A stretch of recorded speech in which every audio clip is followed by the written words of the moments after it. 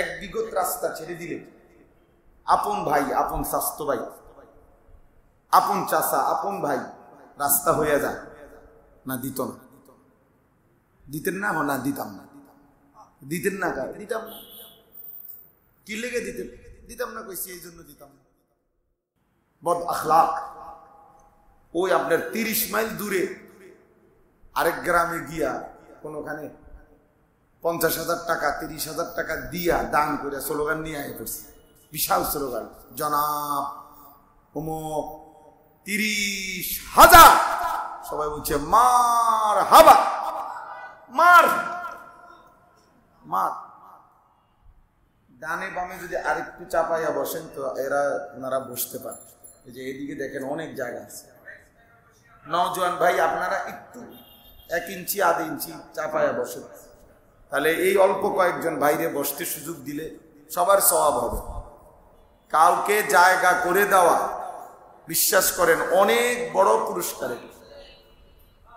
অনেক বড় নেকি এটা। মাশাআল্লাহ মাশাআল্লাহ।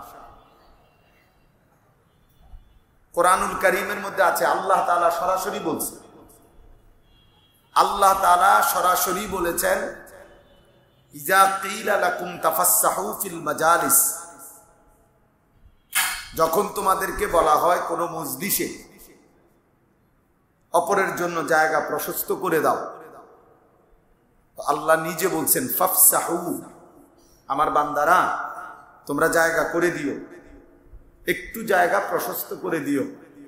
ইয়াফসাহিল্লাহু লাকুম, আল্লাহ তোমাদের অন্তর প্রশস্ত করে দিবেন। আল্লাহ তোমার অন্তর প্রশস্ত করে দিবেন। এই জন্য অপরকে জায়গা করে দেওয়া হৃদয়ের উদারতা, এটার প্রমাণ,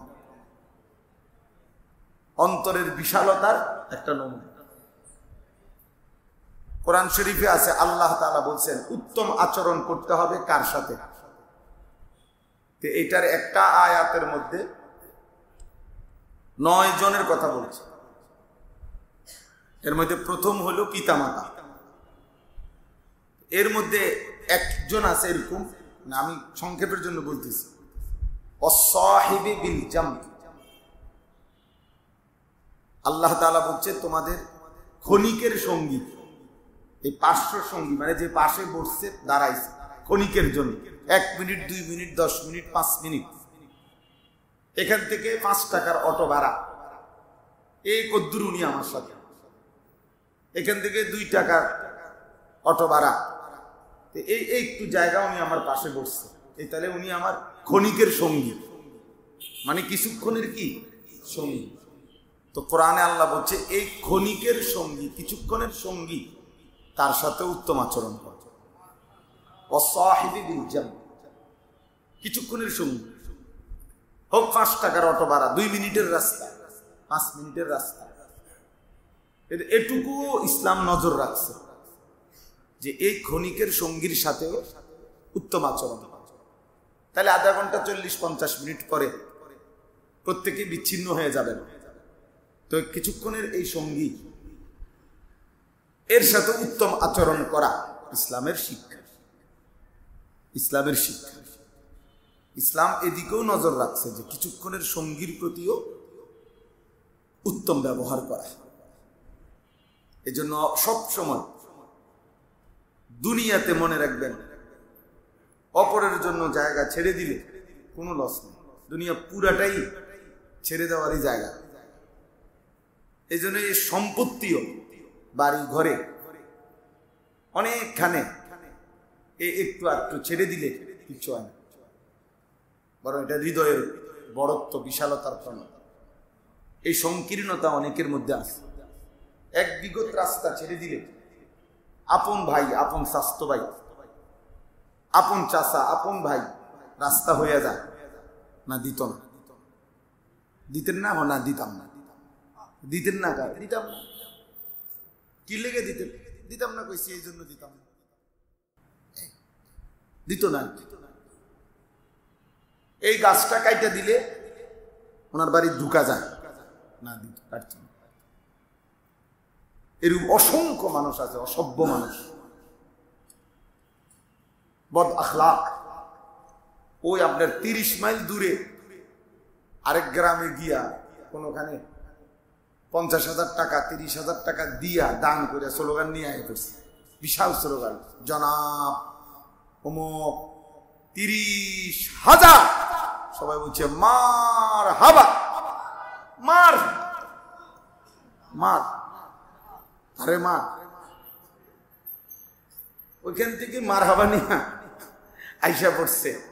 অর্থাৎ আপন জন তারে 500 টাকা চাইছে, নাই দিতাম, অথচ ভাতিজা, অথচ আপন জন। এটা অনেক বড় সংকীর্ণ। এই জন্য বললাম আর কি, কথার প্রসঙ্গে ছেড়ে দিলে দুনিয়া ছেড়ে দেওয়ারই জায়গা। এই জন্য কাউকে একটু জায়গা ছেড়ে দিলে কিচ্ছু হয় না, এতে কেউ ঠকে না, বরং আল্লাহ বলছে আমি তোমার দিল বড় করে দেব, আমি তোমাকে উত্তম বিনিময় দেব। এর বিপরীতে দেখেন, হাদিসের মধ্যে আছে আল্লাহ নবী সাল্লাল্লাহু আলাইহি ওয়াসাল্লাম বলছেন, কেউ যদি কারো 1 বিঘত সম্পত্তি অন্যায়ভাবে জুলুম করে গ্রহণ করে, 1 বিঘত, মাত্র শিবরাম মিনাল আরদ, মান আখাযা শিবরাম মিনাল আরদি যুলমান, শিবরুন অর্থ হলো 1 বিঘত। 1 বিঘত সম্পদ যদি কেউ কারো জুলুম করে নিয়ে নেয়, আল্লাহর কসম নবীজি বলেন কিয়ামতের দিন ওই নাফরমানের ঘাড়ে 7 তবক জমিনের মাটি তুলে দেওয়া হবে। তাব্বাকাহুল্লাহু ইয়াওমাল কিয়ামাহ 7 আরদিন, 7 তবক জমিনের মাটি তার কাঁধে তুলে দেওয়া হবে। যা, মাটি তো দরকার তোর, জমিন নে, পুরাস পুরাস 7 তবক জমিন তোর কাঁধে দিয়ে দিলাম, এবার এটা নিয়ে হাঁট হাসরের ময়দানে। তো এই সময় এই জমি দিয়ে করবে কি? এই জন্য দুইটাই বললাম, কোনোভাবে নিজের সন্তান নিজের পরিবারের জন্য জুলুম করে এই 1 বিঘত সম্পত্তি কেন নিলেন? আপনি ছাড়াও, এটুকু ছাড়াও এরা বাইচা যাইত, এদের জীবন পার হয়ে যাইত, কিন্তু এইটুকু দিয়ে তাদের অন্যায় করে জুলুম করে, হয়তো ওই লোক দুর্বল, মামলার জোর নাই, ক্ষমতার জোর নাই, বুদ্ধি শুদ্ধি কম, বুঝতে পারছেন আর কি, আপনি চালাকি করে একটা কাগজ কলম দেখাইয়াই নিছেন, কিন্তু আপনার দিল জানে মিথ্যা। তাহলে পৃথিবীবাসী না বুঝলে কি হবে? আর শাজিমের মালিক তিনি তো বুঝছেন, তিনি তো জানেন, আল্লাহ তো জানেন, তিনি তো হাসরের ময়দানে বুঝাই দিবেন, শুনাই দিবেন, প্রকাশ করে দিবেন। কোরআনুল কারীমের মধ্যে আছে ইয়াউমা তুবলাস সারাইর, কিয়ামতের দিন তোমাদের গোপন বিষয়গুলোও খুলে দেওয়া হবে। এমনকি তাফসীরের মধ্যে আছে মানুষের অন্তরের জল্পনা কল্পনাগুলোও কিয়ামতের দিন প্রকাশিত হবে। আমি আপনি কি ভাবছিলাম, সেই ভাবনাগুলো পর্যন্ত হাসরের ময়দানে উন্মোচিত হবে।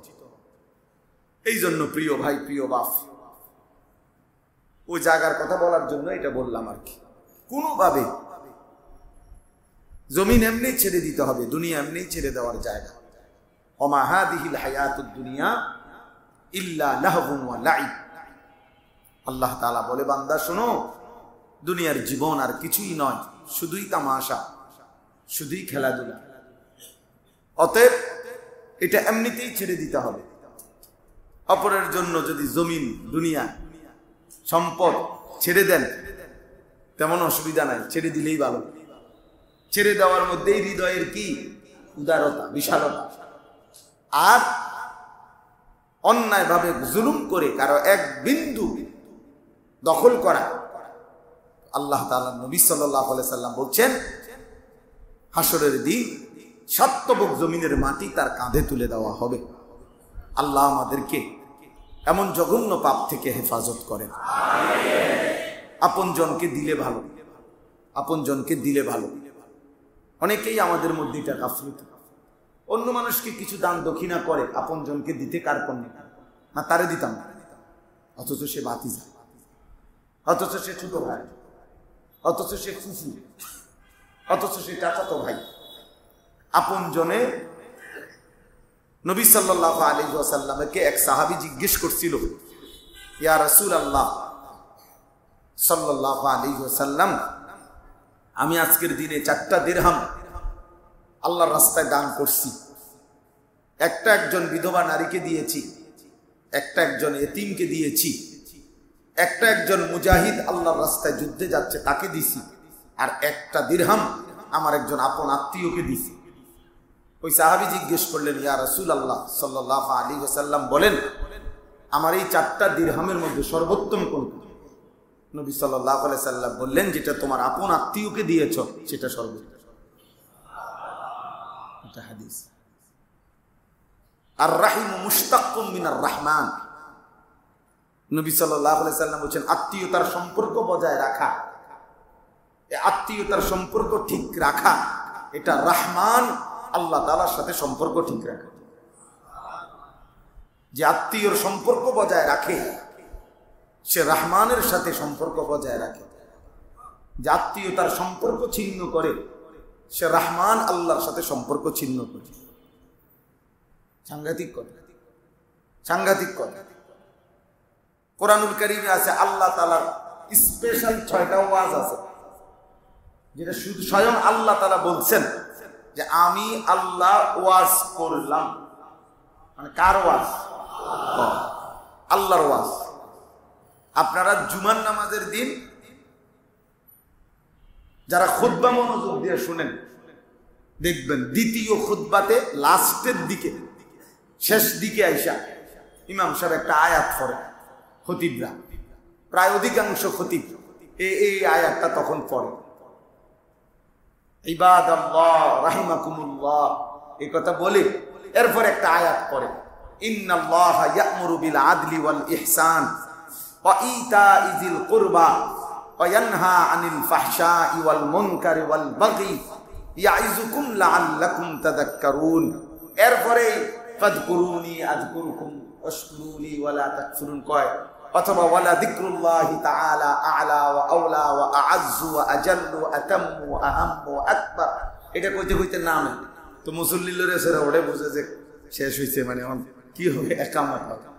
তাহলে এই শেষ যে আয়াতটা পড়ে, ইন্নাল্লাহা ইয়া'মুরু বিল আদল, সূরা নাহল, এই সূরার একটা আয়াত, 90 নম্বর আয়াত।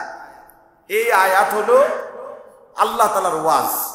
আল্লাহ নিজে বলছেন ইয়াইজুকুম, আল্লাহ ওয়াজ করছেন। এই জন্য মানে বক্তারা বুঝায়, এটা জুমার খুতবার হুজুররা এটা বুঝায় যে ভাই সাহেব যাই বলছি না বলছি, শেষ কথা হলো আল্লাহর ওয়াজ যেটা, এটা সর্বশ্রেষ্ঠ ওয়াজ।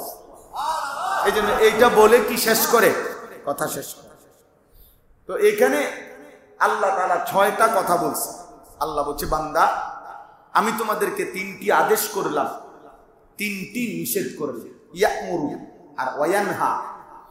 তো 3টি আদেশ, এই 3টি আদেশের মধ্যে 1 নাম্বার হলো বিল আদল, সবকিছুতে সমতা, সবকিছুতে ইনসাফ করা, এটার আদেশ করলাম। ওয়াল ইহসান, অপরের প্রতি দয়া, এটার আদেশ করলাম। আর 3 নম্বরে আলাদাভাবে আল্লাহ বললেন ওয়া ইতাইযিল কুরবা, নিকট আত্মীয়, নিকট স্বজনকে দান করা। আল্লাহ বলেন এটা আমার স্পেশাল ওয়াজ, যে তুমি তোমার নিকট জনকে, আপন জনকে দাও। তাহলে বুঝলেন আমার এই কথাটা বলার জন্য বলছি। তাহলে এই প্রসঙ্গটা যদিও আমার আলোচনার প্রসঙ্গ ছিল না, কিন্তু সবই আল্লাহর কথা, এই জন্য এটা বললে। আপন জন, আপন চাচা, মামা, ফুফা, খালা, চাচাতো ভাই, মামাতো ভাই, ফুফাতো ভাই, আপন ভাই, আপন ভাতিজা, এদের সাথে সম্পর্ক বজায় রাখা, এদের সাথে উত্তম আচরণ করতে চেষ্টা করা সর্বাত্মক, এটা কঠিন হইল উচিত, এবং এর মধ্যে সর্বোচ্চ নেকি নিহিত আছে। আল্লাহ আমাদেরকে তৌফিক দান করেন।